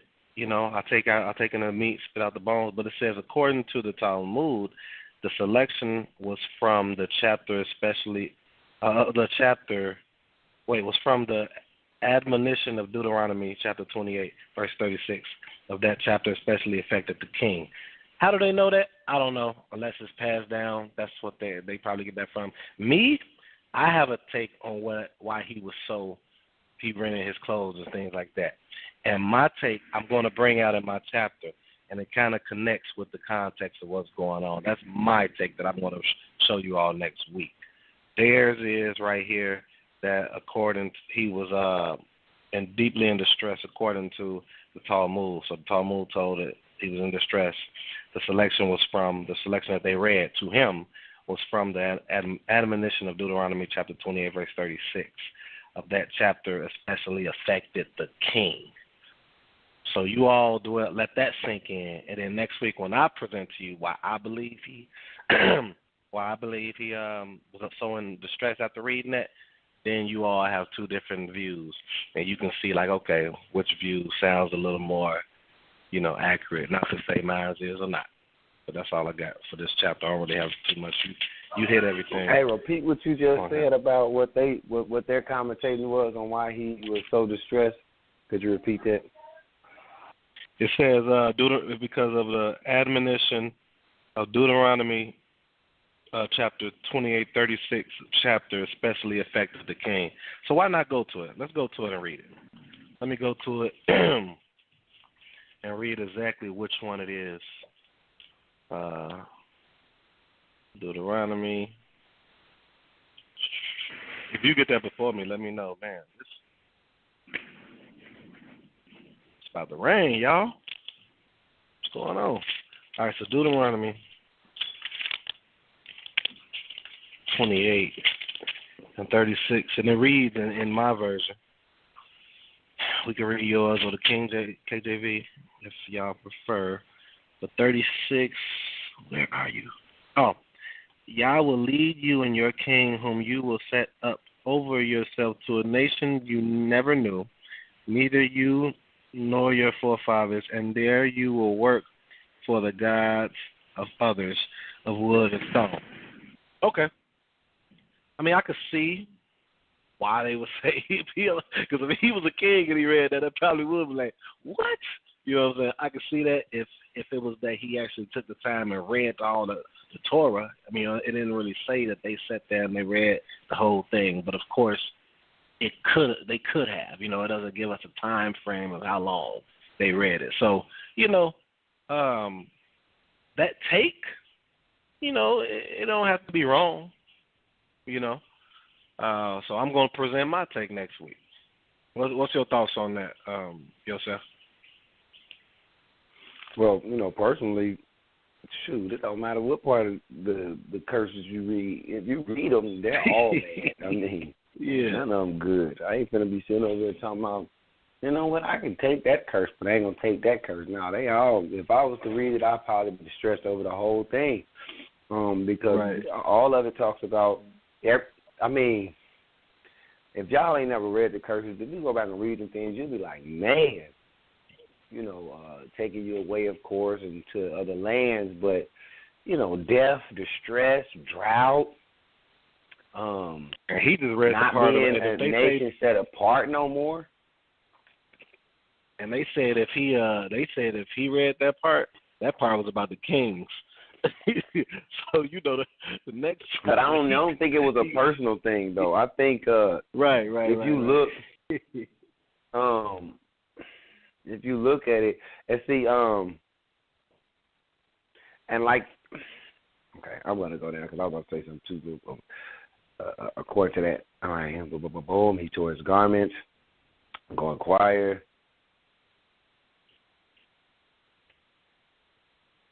All right. He says, see, I bring evil on this place and its inhabitant. Okay. All the words of the book which the sovereign of Judah has read. So I don't think it was a specific thing, and I don't think it was just got something to do with him. I think it was basically the land, and because he said it's going to make it ruin. What did it say? Mm-hmm. Where did it say it's going to make it ruin? Hold on, let me see if I can find it right off top. But anyway, can't find it right now real quick because it's one I just read it, though, as far as earlier, about making the land ruin. Like, and that might be in the previous chapter. But making the land ruin, you know what I'm saying, things happen to the inhabitants. I mean, those things are big things. Those are big deals, okay? Especially you got a land, you're staying in this land, you got a kingdom, you know what I'm saying, this kingdom is going for a while, and you basically tell me that we're going to tear your kingdom up, and I'm going to take you up out of this land and destroy everything. No, that ain't something you're going to want to hear. It ain't got nothing to do with me personally. It wouldn't have nothing to do with me personally. I'm talking about the land that I grew up in, that my kids grew up in. My generation, some generations down, will not grow up in this land. You know what I'm saying? That my fathers, you know, it's a big thing to be buried with your fathers. It was a big thing to grow up in that land. And, you know what I'm saying, we're going to be towed up. That is deeper than one person. And that's my take from it, just from what I read. Like I say, I can grow. Maybe it is one thing. But the Deuteronomy curses is big and it's deep, and it's a lot of them. like 50 just straight curses, you know. And that ain't the only time that it's mentioned, basically. And he also read what his forefathers did. I'm pretty sure that he can read that they did not follow. So he's like, whoa, they ain't follow. We ain't been following. You know what I'm saying? So, you know, it's going to happen. So that's my take on it.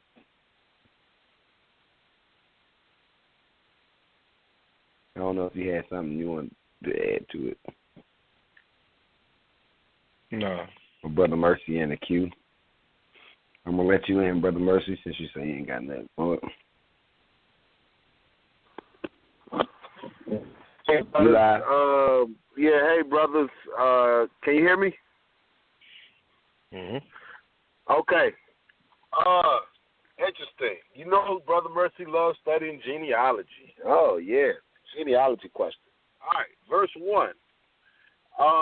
We got here, his mother was Jedediah. You know I can't say these Hebrew names.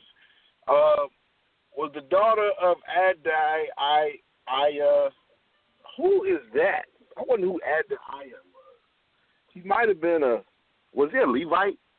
Oh, wait a minute. I think he was a Levite. So if Adai was a Levite, his mother is the daughter of this father, Adai. I can't say the name. That means they had access to Torah because his grandfather is a Levite. That means he had access to he may have had access to Torah. Then in verse 3, we see here the high priest, or verse 4, he says the high priest, I guess, has access to or the scribe or whoever has access to the Torah, and he's in conversation with the high priest. So we see him having conversation with the high priest at 8 years old, and we see that his grandfather was a Levite. So he probably did have some access. And then he said he walked in the ways of David. What did David do? David ate the priest's bread. We know David had a relationship with the Levites, the priesthood, because he ate the priest's bread. So we had a big discussion about that. So David had a relationship with the priest because he ate their food, you know. So I think this guy had a relationship with the priest too because his grandfather was a Levite and he's talking to the high priest. So that might be an indication that he had some type of relationship with Torah. So although, yeah, I definitely agree he didn't worship idols, no doubt about that. But I still believe he had access to Torah because his grandfather was a Levite. And even though his father was idol worship and his father was a bad guy, and you know his father was a bad guy. You know, I just wanted to say that he had some people in his family that did do right. You know, so he had access to his mother, which was the daughter of a Levite. So, and then he was in conversation with Hilkiah, the high priest. So I think that, you know, that shows that he had some relationship with Torah. Being so young, 8 years old, that's really young. So, I mean, wow. I mean, so I think he had access to Torah with that evidence. But Mercy, I got a question for you before you get off.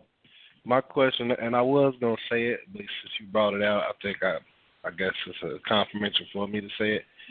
I was going to say when I was making my explanation on that, is it a chance or possible that he did have access to it from a standpoint of, like you just said, he had people around him that did right, meaning they knew the Torah, they knew how to operate within it, and he had like a traditional type teaching of it versus the actual scrolls itself. Is that possible? No. I believe he had access to the scroll because the high priest had access to it. And what did the high priest say? He says, I found it, as if he had lost it. Yeah, right. Yeah, like he lost it. Yeah, right. I don't believe that. What was the high priest doing losing the scroll? Well, I mean, can you think about that? He lost it? Really? The high priest losing the scroll? Really? You believe that? I don't believe it. That's how I preach. But hold on, Brother Mercy. You got to understand where they're coming from, though, also. Right. Okay, now you got a king that put other God worships inside, like other gods worships inside the house of the Most High. So they wasn't even following the Most High when Manasseh was king. And then his son coming in. That was 55 years of it, though. I know, but this is what I hear him saying. This is what I hear Hezekiah saying. He's saying, you know, while your father was king, we kind of hid the Torah because we didn't want everybody to know we was worshiping. You know how you do. You know, when there's persecution, you hide. You hide. That's what you do. You hide. You hide. When there's persecution, you're going to hide. Like they do in Russia. They hide. They don't mean they know people worshiping Yahweh in Russia. It's just they got to do it in secret. You know, over here you got freedom of religion. Other places you got to hide what you believe. You can't be out there showing it. And I think that's the part we missing, that our ancestors had to hide. They could not share their worship of Torah or Yahweh with the world because the world was killing them off. And then in this case, you got your own king killing you. You know. You know what the kings did? They not only said they served the idols, they said you can't worship Yahweh, and if they found you worship, they'd kill you. What was happening in the days of Elijah? Same thing. Days of Elijah, they were killing people who worship. They killed all the prophets. So if you had the Torah, you couldn't let people know about it. So that's what I hear Akai making a little joke. Yeah, I found it. I'm not saying that you're wrong, but could it have been a possibility that the first people hid, but then after 50 or 60 something years, you know what I'm saying? One person died. You know what I mean? And he could have put it somewhere. He died. Possibility. And ain't nobody know what's up because why would you pop out? Well, I guess I see what you're saying now. I see what you're saying. Now you want to pop out talking about I found the script. And here, read this. You know what I'm saying? Yeah, like I say, hey, I'm not saying you wrong, and I'm not saying, you right. It's a possibility that is how it went down. I can't know for certain, but it's a interesting take. That you pop out with this book like, hey, look, now it's a good king, and he young, you know what I'm saying? And I can influence the land now. Like, look what I found. Yeah. The reason why I say that is because I had got this progress report one time that was bad, and I didn't want to give it to my mom's. So she marched up to the school. My son is doing bad. You ain't sending me nothing home. He said, I did send something home. And she looked at me, and I was like, hold on, let me check my bag. I opened that bag. Ooh, look at here. Look what I found. Boy, my mom was so embarrassed. But that's the reason I said, well, that's a possibility, because I've done it, you know what I mean, when I was younger or whatever. That's why it's funny, but I wouldn't know for certain, you know what I mean, if that's the case. What I do know is that the land had not been following the laws for a while. And I believe that his original thing that he walked in the ways of David does go down to as far as no idol worshiping. Because I think at this point, that's the biggest thing that Israel is doing. And at this point, that's what's going to set you apart. Matter of fact, that's what I wanted to say. I wanted to make sure that I say that I feel that, and while we're in this land of, captivity, and when we do not know all the ways of the laws, stand away from at the top forefront of our what's called. I'm not saying the Sabbath, or I'm not saying the Sabbath is not. I'm not saying none of that is. I'm not saying that you don't have to do any of that. But what I'm saying is serving another mighty one should be at the top. Because as of right now, that's what I see is provoking the Most High to evil. I have not found one spot where it said, and he snuck and ate some bacon, and that provoked the Most High to evil. I see more so idol worshiping. They would keep repeating it, and then practicing divination and these type of things. So it's inquiring of other gods and putting another god out there. I think that's the most important thing that I've seen so far. And if breaking the laws is regardless, point blank period. We shouldn't break the laws. But I'm saying it's some of this tit for tat stuff that we just don't know for sure that we arguing about. Hold on 1 second. Hold on. We got 4 minutes left. He's still speaking, so it might go over a couple minutes. Call in if you're online. 516-595-8238. Again, 516-595-8238. We're going to go a couple minutes over. Go ahead. Right, a good catch. Because we're not going to go long, only a couple minutes, you know what I'm saying, because I'm in the middle of a statement, and we're going to have closing statements or whatever, so that's only a couple minutes. But, what was I saying? I had a worship, and I think that's the last thing I kind of remember what I was going to do. But, all this stuff that we arguing about this little stuff that we might not know and we might not, have the whole fruition about. I think that stuff should go by the wayside, and we need to make sure we're not dealing with no other gods, and that we are, and the things that we know for certain that we try to stick to, you know what I mean? And he'll have mercy on us while we're in this land of captivity, and then he would, reestablish his law as far as how he wanted to do, but we got to make sure we're not in any correlation with any other gods and stuff, with how the nations have got us. Because if history shows us Israel loves to intermingle in with the other nations and do what they do. And that's what I see us, how we've been operating for the last So,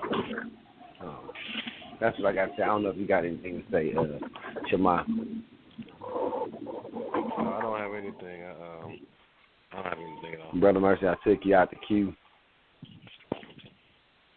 All right. I guess, press 1. There you go, Brother Mercy.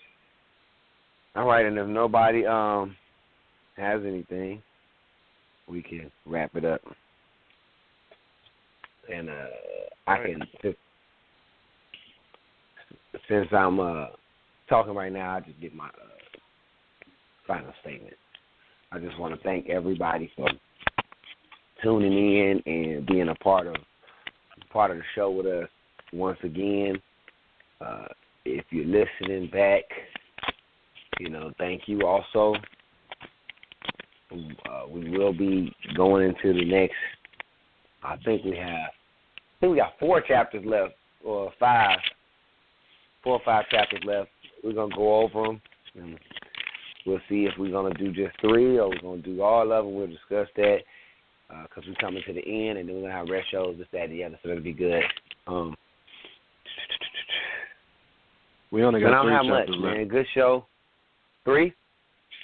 You sure? Yep. It goes to 25, I believe.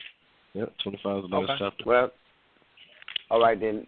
Perfect. Next week will be the last of 2 Kings, and after that we'll have rest show. I think we might have 2 back-to-back, but we'll have a rest show, you know what I'm saying, and then we'll have like a season finale, like people do on TV. So we'll have a season finale type of thing, and we're just gonna, it gives us a couple weeks before we go into Yeshua. I'm going to be promoting that thing heavy. It gives me a couple weeks to do it, and that's a good thing also. I'm very excited to get to Isaiah, and that's not to prove a point, more so it's for me to learn with the same group of people that I've been learning with, and I'm excited to see what we get to, because the prophets, the book of the prophets, they're not always straightforward. This is where it gets a little bit confusing, okay? And we're going to have to start, using what we know so far. That's what I want to say. And this is the biggest reset part ever. I know that. And it could be for me or it could be for anybody. It doesn't really make me no difference. But that's all I got, man. That's all I got. I'm going to let you go ahead and go, Shema. If you don't mind, you can pray us out when you're done. All right. Yeah, I'm just happy that we successfully completed today with some good things, good topics. That's it, man. Just everybody clear your minds, and I'll pray us out. Heavenly Father, we thank you for allowing us to once again meet collectively, hearing and listening to your word. We appreciate those that tuned in, and we hope that they got things out of the reading of the scriptures, the reading of your word, and we hope that you allow your spirit through your words just flood our knowledge and discerning and understanding, and make sure it aligns with yours. We appreciate you. We love you. We ask that you keep those that couldn't make it, those that wanted to make it, in care. We ask that you strengthen anybody that's sick or anything of that nature. Cover our brother you did, he wasn't able to make it through his sickness today. We ask that you forgive us for anything that we knowingly have done or unknowingly have done. Set our path straight and align with yours. Cover those that's out in the world that needs you more than we need you, Father. We appreciate you for your mercy and for your grace. We ask these things in your holy name. Amen.